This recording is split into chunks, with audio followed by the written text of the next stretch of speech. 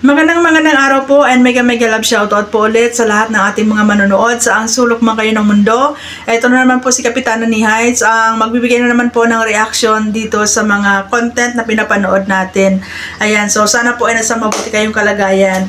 No, so ayan no, ngayon po for today's reaction video is bibigyan ko po ng reaction itong tungkol sa content ni Kalingap Edo kay Arjin. Ayan. So actually, pang tatlo or pang apat na yata ito na reaction ko tungkol kay Arjin. Simula nung na-vlog siya ni Kalingap Edo, no? So, ako bilang viewers, no, at bilang isang nanay, nakaka-relate ako dito sa kwento ni Arjin, lalo na naging working student din ako before, no. Kumbaga itinaguyod ko yung sarili ko para makapag-aral. So eto nga guys, no, napanood natin itong vlog ni Kalingap Edo tungkol kay Arjin na nai-stress na ito si Arjin, namong problema na dahil parang hindi na niya maitutuloy yung kanyang pag-aaral sa kursong nursing dahil mahirap po talaga, no, mahirap po talaga yung kursong nursing kasi aside sa kailangan mo talaga siyang tutukan ng oras at attention, eh mahal po talaga yung kursong nursing, lalo na guys pag nag second year, from second year hanggang matapos ka, sobrang mahal kasi may mga gamit kang dapat bilhin, may mga laboratories kayo na kailangan ninyong pagdaanan, di ba? So mahirap kasi sa kaso kasi ni Arjin, wala po siyang sponsors kagaya po ng mga Kalingap Angels. Kumbaga si Kalingap Edo lang talaga yung tumutulong sa kanya, and then may mga sponsors din naman na paunti-unti pero hindi po talaga kayanin, no? Kasi sa allowance pa lang ay magastos na din sa mahal po ng bilihin ngayon, no? So nakikita ko kay Arjin na bilang panganay sa magkakapatid, andyan yung eagerness niya na makapagtapos sa kursong gusto niya, yun nga po yung nursing, para kahit papaano ay makatulong siya dito sa parents niya at sa mga kapatid niya. Pero minsan kasi may mga bagay or may mga pinapangarap or may mga hinihingi tayo na hindi po basta-basta binibigay ng may kapal sa atin, no? Kailangan natin dumaan muna sa mga trials, no, para malaman kung gaano ka talaga determinado sa mga pangarap mo, para doon din masusukat kung gaano ka katatag bilang isang tao para paglabanan mo yung mga trials na yon, no? So dito sa case ni Arjin, dumating na siya sa punto na parang hindi na niya talaga kayanin, hanggang sa na-stress na nga daw siya dahil marami na siyang mga utang, no? Kumbaga dito mo makikita na gumagawa din siya ng sarili niyang pamamaraan para sana makapagtapos sa kanyang pangarap na maging nursing. And then yun, no, naglalambing nga siya dito kay Kalingap Edo kasi paparating na naman yung bayaran sa tuition fee, magkakaroon na naman ng examination, no? So mahirap po talaga, at dito nga rin na-explain ni Kalingap Edo na hindi rin niya talaga kakayanin kasi hindi lang naman siya mag-isa yung beneficiaries ni Kalingap Edo, no? So andoon yung halong awa at saka yung halong tawag dito, yung halong eagerness or yung halo talagang hindi mo maintindihan guys, no? Kasi kumbaga may mga choices naman si Arjin na pwede niyang gawin, di ba? Sa edad niya na yan, eh, pwede naman siyang makapag-isip o makapag-desisyon. Pero syempre, dahil nga po sa tawag dito, scholar siya, or dahil nga po sa beneficiary sa Kalingap Edo, siguro kumukuha din po siya ng mga advices din at kung kinukuha din niya kung ano yung magiging opinion ni Kalingap Edo, no? So yun nga, no, dahil hindi talaga kayanin ni Kalingap Edo kung ipopursue niya talaga yung pagiging nursing niya, so may mga suggestion si Kalingap Edo na binigay dito kay Arjin, no, na pag-isipan niya.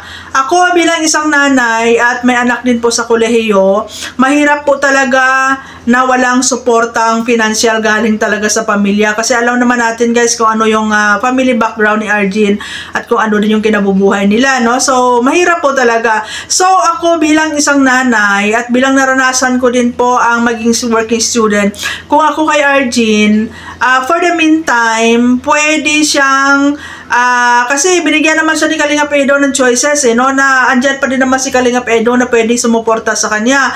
Kung ako kay Arjin, pwede siya munang mag-shift sa mga kurso na medyo kayanin, no? Medyo kayanin kasi minsan kasi first year college pa naman siya, guys, no? So may mga subject or may mga units po na accredited dito sa ibang course, no? So hindi rin naman masasayang, no?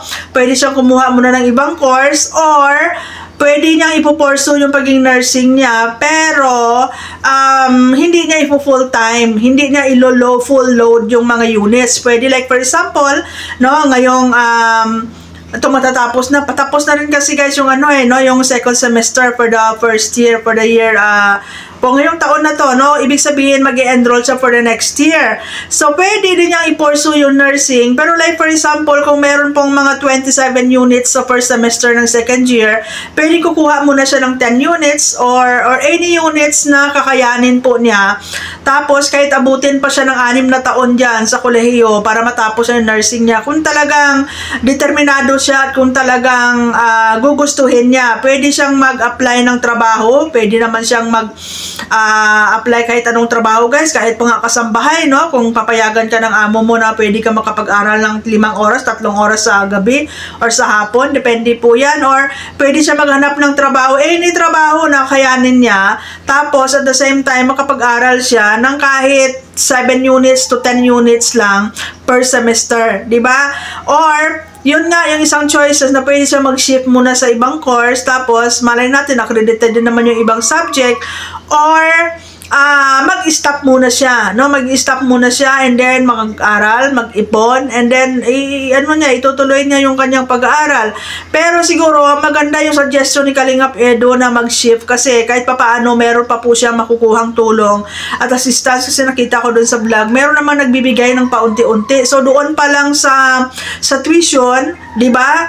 And kung matipid ka lang sa allowance, kakayanin, 'di ba? And yun, kung kahit mag-shift ka ng course, kung feeling mo ay mahirap pa din naman, yun pa rin yung maging suggestion ko na hindi mo ilo-load yung lahat ng units, 'di ba? Mag-iiwan ka din ng ibang units na hindi mabigat para sa iyo kasi ang sponsorship hindi naman talaga siya consistent, 'di ba? So, yun lang, no? Any guys, kasi ako alam sa totoo lang 17 years old ako nag-aaral ng high school, ng first year high school. Kasi nga nagtrabaho muna ako, 'di ba, bago ako nag-aral. So, ang pag-aaral naman wala naman sa edad 'yan eh. Kahit matanda ka na, kung gusto mong mag-aral, gusto mong magkaroon ng degree, pwedeng-pwede naman 'yan, guys, no? So, yun lang, no? Para hindi masyadong ma-stress si RJ, nasa sayo pa din. Ikaw din naman yung magiging driver ng buhay mo. So, ikaw din naman yung maging manager niyan. So, ikaw lang yung makapag-decide kung ano yung mas komportable para sa'yo at kung ano yung makakagaan sa'yo.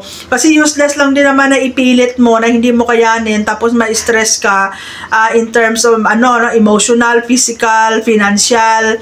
Doon, wala rin salbi, di ba? So, yun lang, no? May mga bagay minsan na hindi natin kayanin or may mga bagay minsan na kahit pilitin mo kung hindi talaga para sa'yo, hindi talaga para sa'yo, no? So, sana makapagmuni-muni si Arjen, sana makapag-isip siya kung ano yung mga makabubuti sa kanya, no? I-analyze niya, itimbang-timbangin niya yung sitwasyon kung ano yung mas makahagaan at mas makakabuti sa kanya na hindi rin mabigat para kay Kalingap Edo. Kasi sabi ko nga, hindi lang siya yung beneficiary ni Kalingap Edo, no? Tapos nagka-charity pa din siya, no? So, yun lang, no? Kung talagang gusto niya talagang makapagtapos, sabi nga nila, pag ginusto may paraan, pag ayaw maraming dahilan, no? And yun, ulitin ko, wala po sa edad kung gusto niya talagang makapagtapos. Hindi naman kailangan madaliin, 'di ba? Kasi ang pag-aaral, kaakibat niyan yung pera talaga yung gagastusin, 'di ba? And alam ko naman na sabi ko nga, andyan nakikita ko sa kanya yung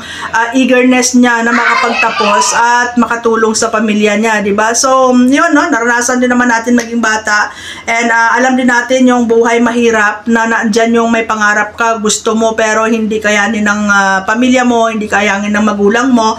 So, minsan tayo na lang yung gagawa ng paraan para matupad yung pangarap natin. Wala pong imposible kung talagang gugustuhin mo, 'di ba? Kasi madaming paraan, no? Lalo na kay Arjun ay nakapagtapos siya ng grade 12.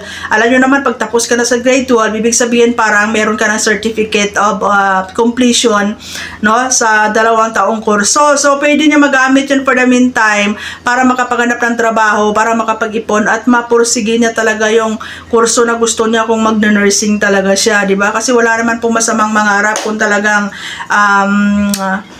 talagang gugustuhin mo, 'di ba? Samahan mo lang ng tiyaga, sipag at determinasyon, wala pong imposible, no? So yun guys, no? Sana makapagmuni-muni si Arjun at mapag-isipan niya ng mabuti kung ano yung karapat-dapat sa kanya, kasi hindi naman siya pwedeng diktahan ni Kalingap Edo kung anong gustuhin. Siya pa din po ang magmamanage, siya pa din po ang magde-decide para sa sarili niya, 'di ba? Kasi kahit papaano naman, andyan naman si Carla na pinsan niya na kahit konti makapag-abot-abot, pero hindi talaga yung tipong iasa mo talaga sa ibang tao, 'di ba? So ayan guys, no, maraming salamat po, and abangan po natin kung ano yung magiging desisyon ni Arjun, no? Abangan natin yung content or yung vlog ni Kalingap Edo para sa mga susunod pang mga gagawin nating reaction. So maraming salamat po, and God bless everyone. Bye-bye.